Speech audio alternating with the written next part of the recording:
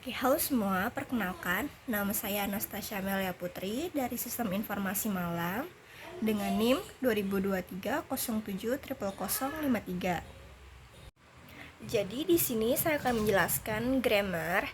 Ada 3 grammar, yaitu superlatif dan komparatif, dan juga ada preposition, kemudian ada modifiers.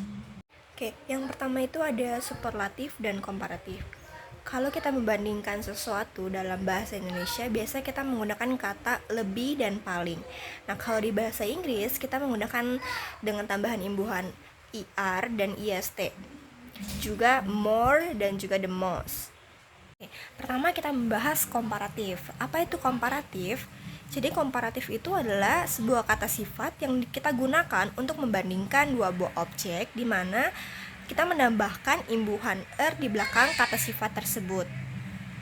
Kayak contohnya, tall itu kan tinggi, kalau taller lebih tinggi, short jadi shorter.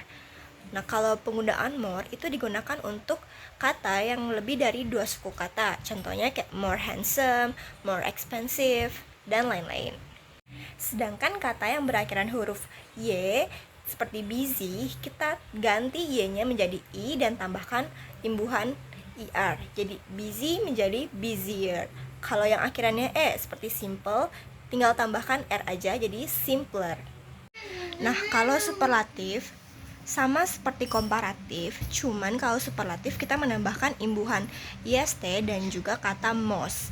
Kayak misalnya tall menjadi tallest, terus short menjadi shortest, busy menjadi busiest, seperti itu.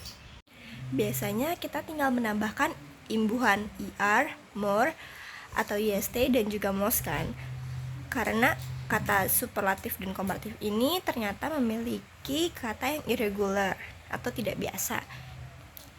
Yaitu contohnya good bisa menjadi better, bisa menjadi best.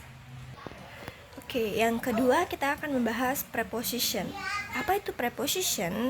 Preposition adalah kata-kata yang digunakan untuk sebelum nouns, pronouns, atau phrases dalam sebuah kalimat. Biasanya penggunaan preposition ini kayak memberikan keterangan tambahan posisi, waktu, dan bagaimana cara sebuah sesuatu itu dilakukan. Preposition itu ada 3 macam ya. Ada preposition of time, preposition of place, preposition of method and manner. Yang pertama ada preposition of time. Ada in. In di sini dipakai untuk menunjukkan suatu waktu yang tidak spesifik dalam hari, bulan, tahun, atau musim. Contohnya, I'll be there in 2 minutes. I'll see you in 2 days. Kalau on dan at digunakan untuk menunjukkan waktu dan tanggal yang spesifik. Contohnya, I'll see you on Monday at 12 p.m. The classes start on September 21st. Kalau untuk tahun, contohnya, he will come back in 2025. Yang kedua ada preposition of place. Pertama ada in. In digunakan untuk tempat yang luas dan kayak contohnya negara atau kota. They live in Indonesia. He was born in Europe. Kalau on dipakai untuk tempat yang kecil atau juga bisa di atas kendaraan kayak kereta, bus, dan lain-lain. Contohnya they live on Jalan Sudirman. They were on the bus. Kalau at dipakai untuk tempat yang spesifik banget, misalnya ada alamat lengkapnya atau lokasi spesifik kayak rumah. Contohnya, they live at Jalan Sudirman number 10. They decided to stay at home. Lalu ada preposition of method and manner. Nah, kalau ini menunjukkan bagaimana sesuatu itu dilakukan. Ada 2, yaitu by and with.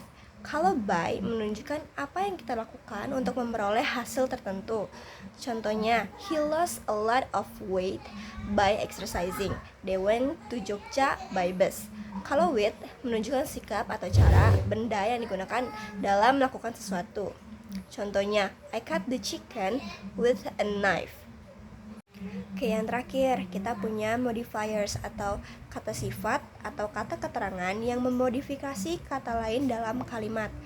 Ada 2 tipenya, itu adalah pre-modifiers dan juga post-modifiers. Kalau pre-modifier adalah kata imbuhan yang ditambahkan di depan noun utamanya. Contohnya, she's the most beautiful person I ever met and I'm lucky to have her.